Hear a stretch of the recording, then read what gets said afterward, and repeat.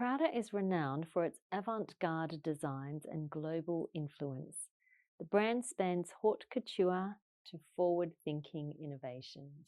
Welcome, Winsome Ones. My name is Heather, and today we are continuing with the Little Guides to Style and looking at the Little Book of Prada. So last week we did the Little Book of Dior, and the week before that we did the Little Book of Gucci, and I will link both of those videos below so that you can go back and see them, or see them for the first time if you haven't seen them already. So let's just have a look at the Prada story. In 1913, brothers Mario and Martino Prada opened a leather goods boutique in Milan, naming it Fratelli Prada. Specializing in high-quality leather items and luxury accessories, their store quickly gained a reputation for exquisite craftsmanship and timeless appeal. Fast forward to 1978, when Mario's granddaughter, Miuccia Prada, took over the company's creative reins. With a PhD in political science and a background in performance art, Miuccia brought a fresh intellectual vision to the family legacy. Her marriage to Patrizio Bertelli, who owned his own leather goods business, marked the beginning of a powerful partnership. Together, they reimagined Prada as a global fashion empire. One of the most groundbreaking moves was the production of Pocone, a lightweight industrial-strength nylon fabric, used to create utilitarian bags that were both elegant and durable. Prada debuted Pocone nylon in a luxury context in 1985. It was a bold departure from traditional materials and an instant hit, establishing the brand's signature fusion of innovation and classic design. Prada's forward thinking continued with its footwear, combining rubber soles with premium leather uppers, once again redefining what luxury could look and feel like. In 1993, the brand's radical approach was officially recognized when it won the Council of Fashion Designers of America Award for accessories. That same year saw the birth of two major projects: Fondazione Prada, established to support contemporary art and culture, and the launch of Miu Miu, named after Miuccia herself. Miu Miu became Prada's diffusion line, often referred to as the brand's playful little sister, brimming with color, eccentricity, and youthful energy. From 1997 to 1998, Prada took a maximalist turn, exploring bold prints, unexpected textures, and dramatic contrasts. Think lace with feathers, chartreuse with grey, and silhouettes that ranged from theatrical to minimal. This era was marked by experimentation and bold storytelling on the runway. By the early 2000s, nostalgia became a key narrative. Prada revisited the feminine silhouettes of the 1940s to 1960s, bringing back cinched waists, structured jackets, and playful nods to vintage glamour. Meanwhile, the Miu Miu collection of 2010 paid stylish homage to the 60s and became a favorite for its youthfulness and mod appeal. Between 2000 and 2010, the brand embraced a refined elegance. Color palettes became softer, camel, ivory, lilac, and buttery yellow dominated, paired with sheer outerwear that allowed glimpses of the full ensemble beneath. The silhouettes emphasized feminine strength with tailored forms, high heels, and sharply structured handbags. Runways were dotted with whimsical motifs, lipstick prints, heart shapes, and subtle references to romance and power. Of course, Prada's cultural influence extended well beyond the runway.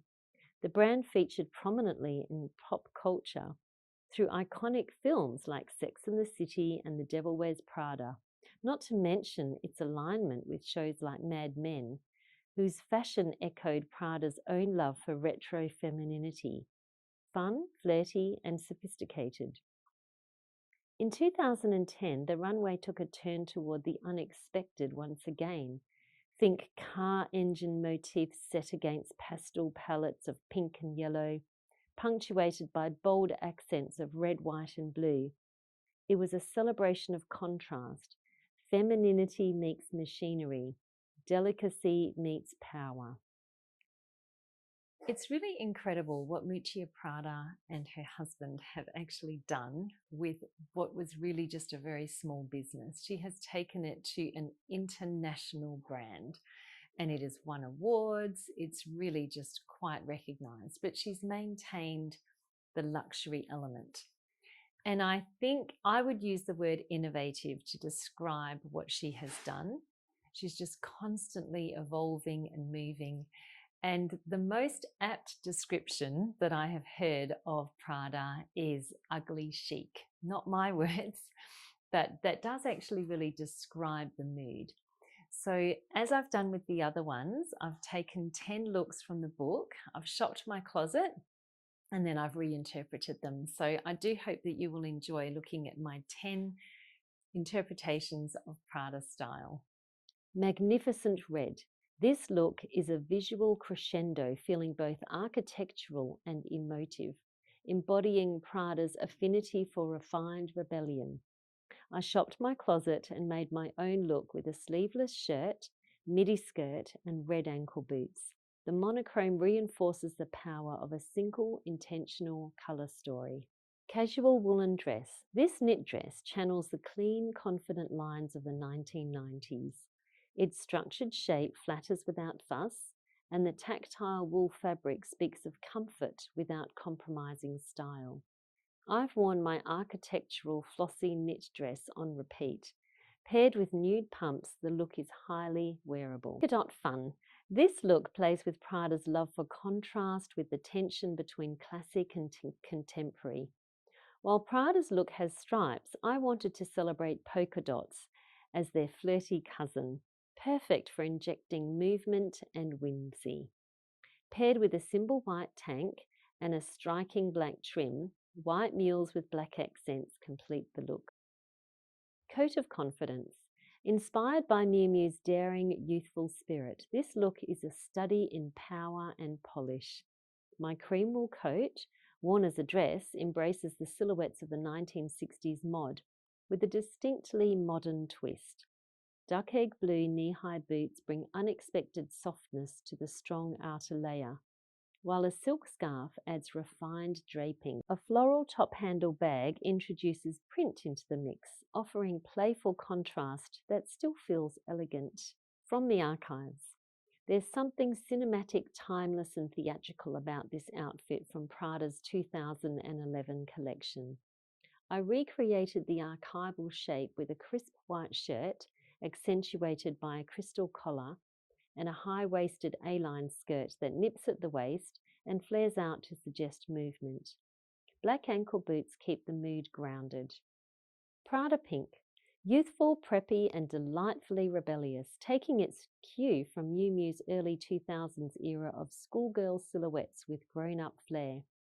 I built my outfit around a structured pink pleather strapless dress and layered it with a tweed jacket for vintage texture. I paired it with tonal blush pumps to dial up the innocence or edge. It's playful, but not juvenile. 1940s throwback. The 1940s are a decade Prada revisits with affection, and this look captures that wartime elegance. My lilac puff-sleeved shirt is tucked into a bold red and white floral skirt. The silhouette nods to a time when ingenuity in styling was essential.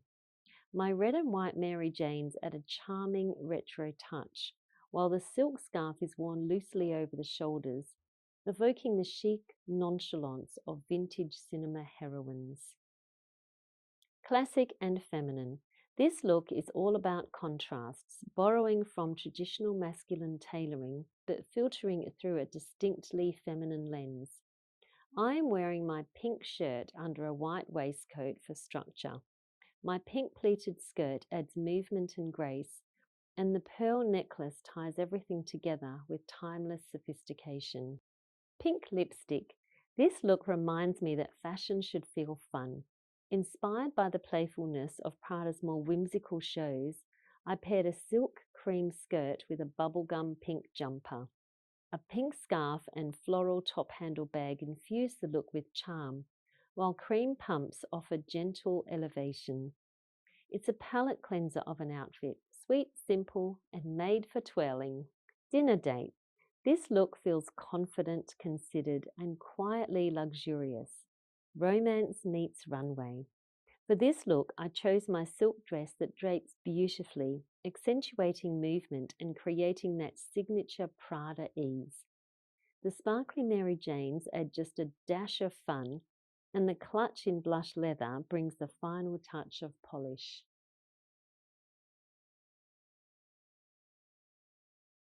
So there you go. That's my interpretation of Prada. I actually don't own any Prada items. I have previously owned 2 items at 2 separate times, but I've since gotten rid of them.